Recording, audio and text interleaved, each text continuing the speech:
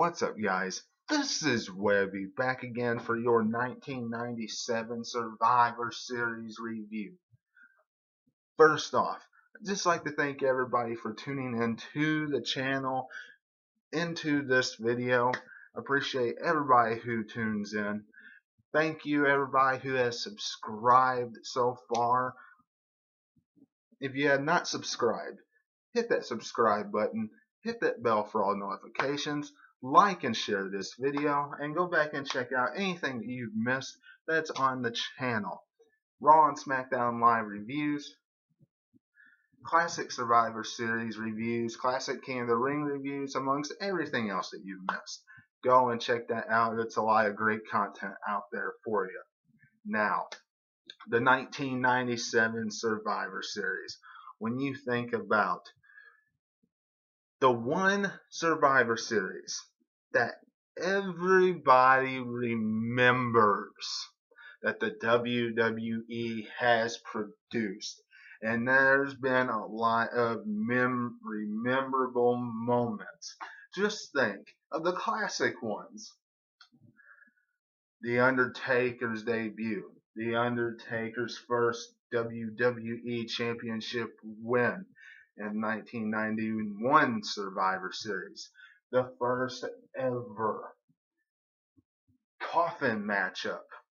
And then you look to the modern era, Sting's debut, Goldberg versus Brock Lesnar, amongst other things. Now, when you look at the 1997 Survivor Series, that is the one Survivor Series that stands out amongst them all. Just think of everything this pay-per-view produced. It groomed and started building Kane in his opening debut matchup. It had a classic matchup between Bret Hart and Shawn Michaels. Before we got to the melee of Bret Hart being ripped off of the WWE Championship, we got Mr. McMahon being born, and we got Stone Cold Steve Austin versus Owen Hart for the Intercontinental Championship, a rivalry that was brewing and growing ever since. Owen Hart dropped him on his neck from that pile driver. All that plus so much more, the 1997 Survivor Series delivered to us. First off, the New Age Outlaws and the Godwins took on the Blackjacks and the Headbangers. This contest, it was okay. It wasn't a match that really stood out and really intrigued me all that much. However, it did a great job building up the New Age Outlaws, Billy Gunn, and the Road Dogg. It did a great job in that because they were just becoming a tag team then, and they needed to get that win, and they did, and they eliminated a lot of superstars in that contest. Godwin's was pretty much there to just fill in space. They were bad guys. They were heels at that time. They had a change of character, so that was good for them. But they weren't there for any major reason. The Blackjacks, they were helping Bradshaw at that time. He put on a good outing, so I liked his wrestling ability at that time. And the Headbangers, they were an up-and-coming tag team. So it was good for them. It was a good showing for them as well. But the New Age Outlaws, they got the ultimate push in this contest, and that was the main thing that was important. Good outing for them. But overall, this match really didn't do a whole lot for me. New Age Outlaws, the winners in this contest. Truth Commission versus 8 Ball and all the other bikers that was in that huge group at the time, Crush and the rest of them. Hey, look, this match was a huge filler matchup, and it was used to build up the Truth Commission and that big, huge monster guy that Vince McMahon likes to push because he always likes to push the big guys. And honestly, the match sucked. This match was the worst match on the card. This match really, it was one of those that if the fans had time to go and take a bathroom break and go get something to eat and drink, this was it. Because it was nothing. This match was nothing. It meant nothing. And the Truth Commission won. Congratulations, Truth Commission. Team USA versus Team Canada. Steve Blackman, Vader, Goldust, and Mark Merrill versus British Bulldog, Jim the Anvil Neidhart, Doug Furnas, and Philip LaFon. This match, good contest. However, the one problem I have with this is the fact that how they had the British Bulldog become the sole survivor. Now, I have no problem with him being the sole survivor. Why on earth do they have to always push the heels to win in a chicken cheat fashion? Why? There's no sense in it. The 1997 Survivor Series was in Montreal, Quebec, Canada. Team Canada should have won clean. Vader could have taken a pinfall without getting hit over the head, waffled in the face by a bell. The one problem I have with this match, you did a good job building up Steve Blackman. Goldust was there for no reason. He was just being filled in. I mean, I realize all the rivalries, but whatever. Vader should have not been, treated like he had to be protected. One pinfall by Team Canada wasn't going to kill him.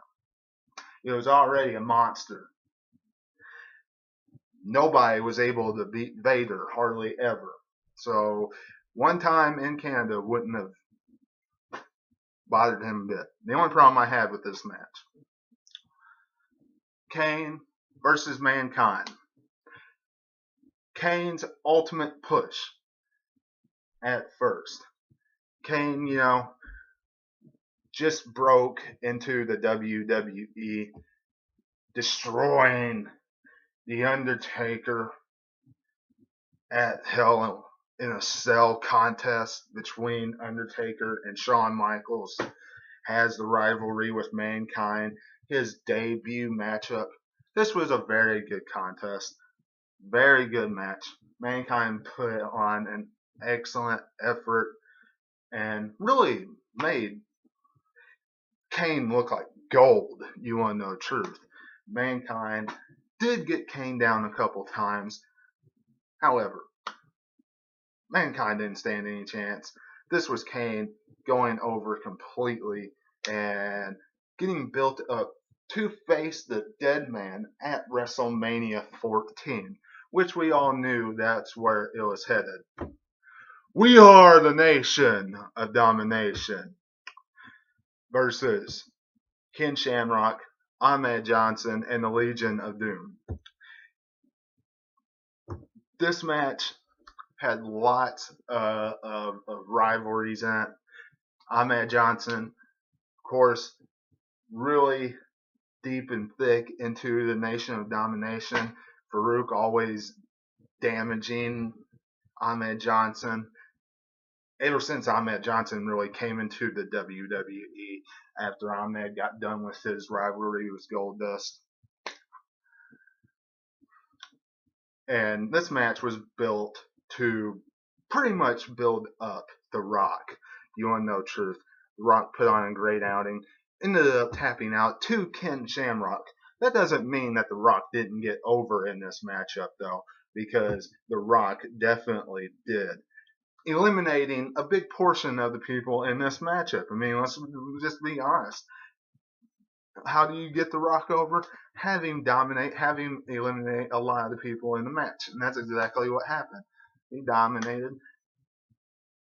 First person in the match that got eliminated was Hawk of the Legion of Doom. The Rock did it. Great way to start elevating him as a WWE superstar. But Ken Shamrock, victorious in this match. Stone Cold Steve Austin versus Owen Hart. This matchup kind of reminds me of what they do now with their superstars. Now, we all know what they did when Owen Hart dropped Stone Cold Steve Austin on his neck. Owen Hart walked around, got rolled up, 1, 2, 3. This here, I don't see why Stone Cold Steve Austin should have won. He was already on the rise. He was already getting so red hot. He didn't need the Intercontinental Championship. This really was regardless of what he did with it, it was like a prop to me. Because no matter what Stone Cold did, he had his spot at WrestleMania 14 waiting for Shawn Michaels. I mean, that was a given. He was on the rise. That Intercontinental Championship wasn't going to do much to help him. So, to me, Owen Hart should have won this contest in Canada and given it to somebody else that would have helped somebody else later on down the line and help push them up, instead of giving it to Stone Cold Steve Austin, where he would just eventually just lost it because he had his WWE Championship matchup at WrestleMania 14. But Stone Cold goes over here at Survivor Series 1997. And in the main event, Bret the Hitman Hart versus Shawn Michaels for the WWE Championship. This matchup, one of the most talked about Survivor Series matches in history, still to this day. Shawn Michaels ends up walking out the victor, as we all know. Mr. McMahon was born. They tear each other apart all throughout this matchup. Finally get back into the ring. Finally, the bell is rung when Bret Hart is in the sharpshooter without tapping out, as we all know. And then he goes to WCW.